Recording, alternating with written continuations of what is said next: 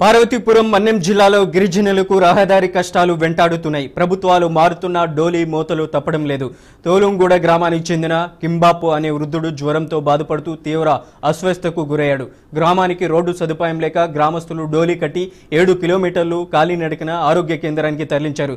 రహదారులు వసతులు లేక ఇంకా వెనకబడే ఉన్నామని ఆవేదన వ్యక్తం చేశారు. ఇప్పటికైనా అధికారులు స్పందించి రహదారి సమస్యలను పరిష్కరించాలని గిరిజనులు కోరారు. జంక్షన్ నుండి తోలంగూడ లిక్విడ్ మీదుగా తార్ రోడ్ వేయాలి. కాకలి జంక్షన్ నుండి కోసంగూడ తోలంగూడ మీద వెళ్ళి లిక్విడ్ వరకు తార్ రోడ్ వేయాలి. ఇలా ఎంత తార్ రోడ్ వేయాలి. తార్ రోడ్ మంజూరు చేసినంత వరకు పోరాడతాం. తార్ రోడ్డు వేయంత వరకు పోరాడతాం. తోలంగూడకి రోడ్డు వేయాలి. ఆదివాసీ గ్రామాలకు ఇలాంటి డోలి మోతలు అరికట్టాలి. ఆదివాసీ గ్రామాలకు ఇలాంటి డోలి మోతలు అరికట్టాలి. తోలంగూడకి వెంటనే రోడ్డు వేయాలి. తోలంగూడకి వెంటనే రోడ్డు వేయాలి. రోడ్డు వేయాలి.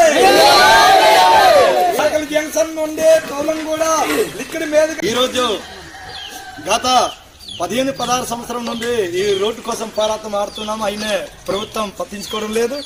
అలాగే ఈ రోడ్డు బాగలేక ఈ డోలి మోతంది ఇంతవరకు ఉంది. ఇదా మండంగి కింబప్పు ఆ రాత్రి నుండి జ్వరం వచ్చింది. ఇప్పుడు ఆసుపత్రికి తీసుకెళ్తున్నాము. ఈ ఆసుపత్రికి తీసుకెళ్ళడానికి బళ్ళు రావడం లేదు. అందుకు మేము స్వయంగా వాళ్ళ పిల్లల్ని వాళ్ళ కుటుంబాలనే మోసుకొని డోలి మూతతో తీసుకెళ్తున్నాం ఆసుపత్రికి. అందుకే ఇప్పటికైనా దయచేసి ప్రభుత్వం వారి నుండి కానీ అధికారులు కానీ స్పందించేసి ఈ తోలంగూడ తారుని కాకలి జంక్షన్ తో కోసంగూడతో తోలంగూడతో లిక్విడ్ వారికి ఈ తార్ రోడ్డు చేయాలని కోరుతున్నాం. రేపు ఐటీడీఏ దగ్గర ధర్నా చేస్తాం.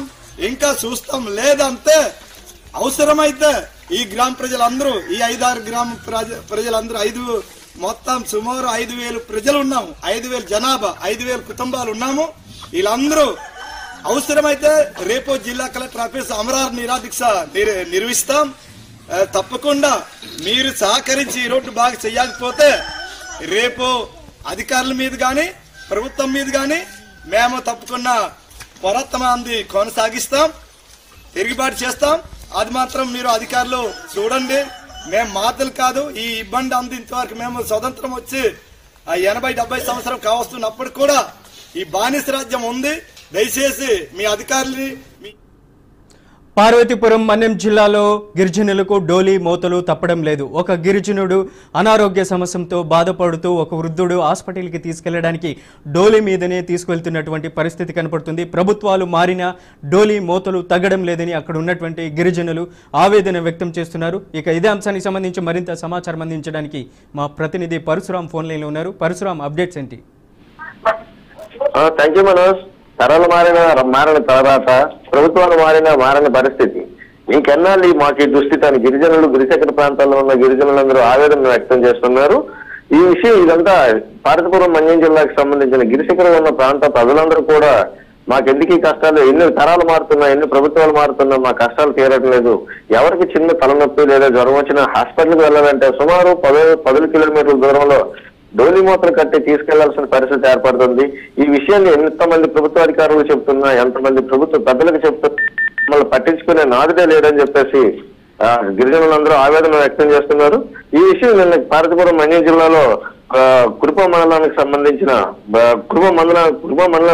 తాళంగూడ గ్రామానికి సంబంధించి ఒక 60 ఏళ్ల వృద్ధుడికి తీవ్ర జ్వరం రావడంతో హాస్పిటల్ తీసుకెళ్లడానికి అంబులెన్స్ కి ఫోన్ చేస్తే అంబులెన్స్ రాలేని పరిస్థితి. అక్కడి నుండి సుమారు తోలంగూడ గ్రామం నుంచి సుమారు 7 కిలోమీటర్ల వరకు దూరం నడిచి డోలీ కట్టి తీసుకెళ్లడంతో ప్రజలందరూ ఆవేదన వ్యక్తం చేస్తున్నారు. దీనికి సంబంధించి అక్కడ ప్రజలు కూడా ప్రభుత్వానికి హెచ్చరికలు మరీ జారీ చేస్తూ ఉన్నారు.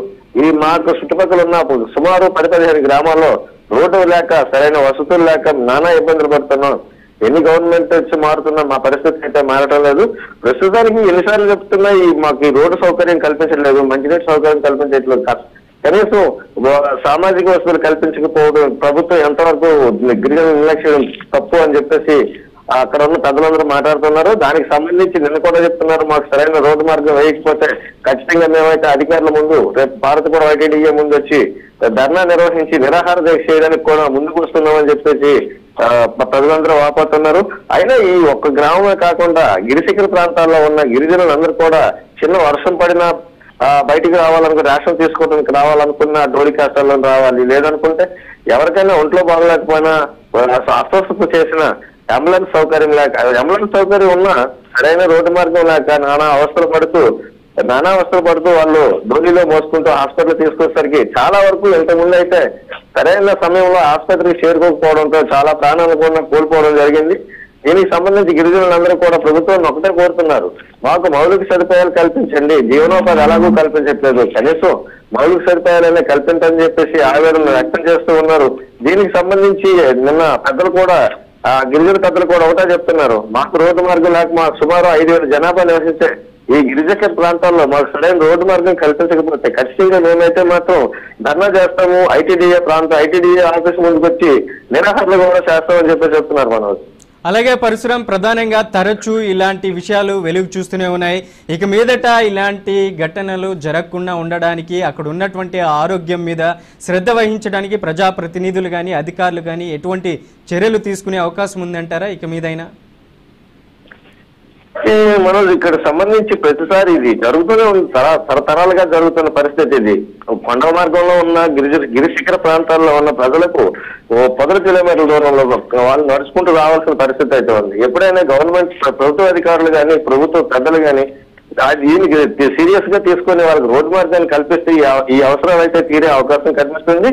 ఇలా జరుగుతుంది ఇప్పుడు కాదు కదా, స్వతంత్రం వచ్చి 80 సంవత్సరాలు పూర్తయినా ఇంతవరకు వాళ్ళకి సరైన రోడ్డు సౌకర్యం లేకపోవడం అయితే వాళ్ళు చాలా వరకు ఎక్కడైనా ప్రభుత్వ పెద్దలు కానీ లేదంటే ప్రభుత్వ అధికారులు కానీ స్పందించి గిరిజన గ్రామాలకు సంబంధించి వాళ్ళకి రోడ్డు మార్గం వేస్తారని చెప్పేసి ఆశిస్తూ ఉన్నారు. Right Parasuram, thank you for the update.